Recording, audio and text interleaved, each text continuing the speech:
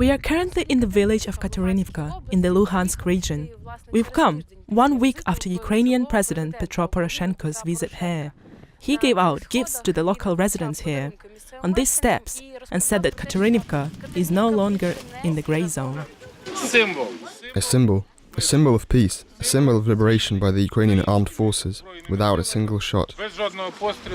In fact, Katerynivka has been declared Ukrainian twice since the start of the war in Donbass. The first time was in 2015, right after the Minsk agreements were signed. It was announced that the Ukrainian Armed Forces had taken control of Katerynivka. The second time this was declared was at the start of February 2018. They said it was no longer part of the grey zone. However, local residents say that militants from the occupied territories have never come here, and they have flown a Ukrainian flag here since 2014. RUSLAN is the owner of the only shop in Katerynivka. He jokes with his wife, saying this place is now historic, referring to Poroshenko's speech on these steps. The shop has stayed open throughout the 4 years of the war. It's not about making profit, the owner says, implying that they haven't been making any for a long time. Utilities, taxes, and the cost of the products which need to be transported across the checkpoint each time are all a drain to their finances. Although Katerynivka is no longer in the grey zone, one can only get in and out of it via the Zolote checkpoint. The most interesting thing is that even though we belong to Ukraine, it feels like if we go to the other side from 8 to 6. The Zolote checkpoint, located near the village, only operates one way. The militants never open it from their side. Therefore, the residents of Katerynivka are unable to visit their relatives who live in the territory not controlled by Ukraine. The checkpoint's working hours have now been extended, but the residents are pushing for it to be open round the clock.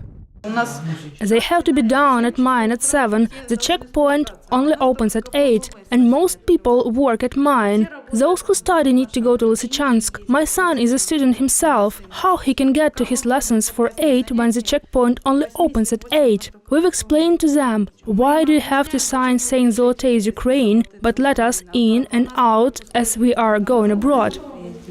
The shop is like the heart of the village. People come here for humanitarian aid. They wait for the buses, they pick up their pensions. I've heard that they've been in Ощадbank here.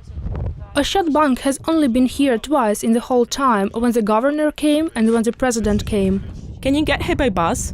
You can only go to the zero checkpoint, but as far as I know, the bus that goes to Rodina is supposed to start stopping by here, but you can see that there is practically no road. I was born and christened here, and I will die here. My wife stood next to the president. And what did he say? He didn't say anything. He had completely different questions. MYKOLA TYMOFIYOVYCH lives in Katerynivka with his wife, daughter and grandson. He tells us how his wife has saved him from shelling twice, and about the presidential visit. HANNA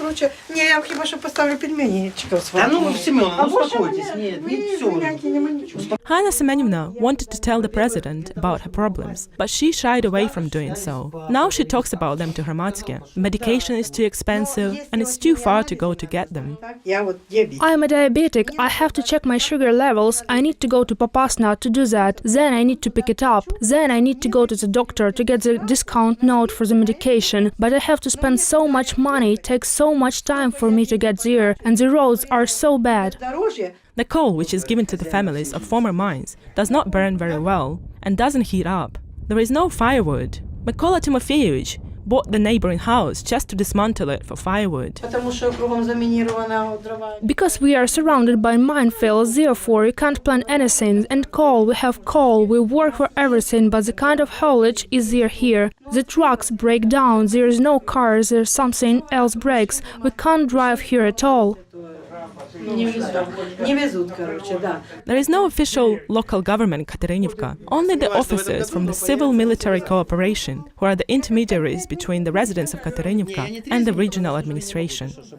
On the 27th, the doctors will come. That's a cardiologist, an ophthalmologist, an ultrasound specialist and a surgeon. Their task will be firstly to look at the medical centre with LIUDA and see which repairs need to be made, and they will see people here. The village has not had a chairman since 2014, and Zolote does not have a mayor either.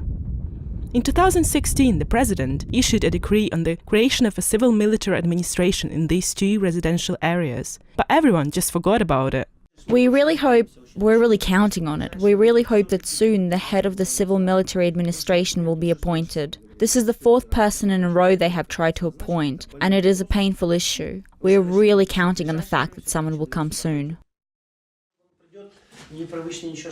Did the president say why he came here? Probably just to visit, to see Katerynivka and how we live here.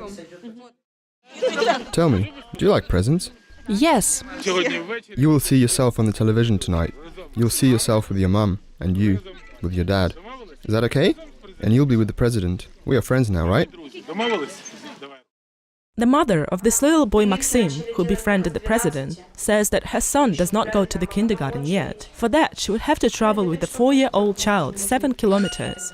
We are getting vaccinations, we are going to Stahanovets to the village. I tell them which vaccinations they need to get done and when, and then they go and do them.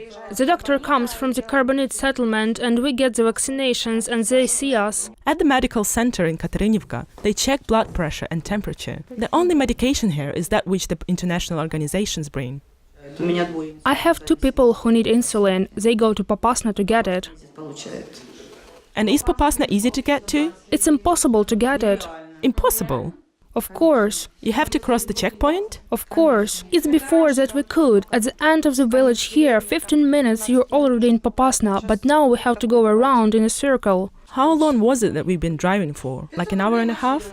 500 hryvnias in a car. Without medication and transport, without their ability to visit their relatives in neighboring occupied Pervomaisk, it is surrounded by checkpoints and shootings are to be expected here. The residents do not feel like they have been liberated twice. Instead, they just want people to finally remember that they exist and for the war to end. We're not going to put up with this grey area. There is no grey area here. Look, over there, that's our flag.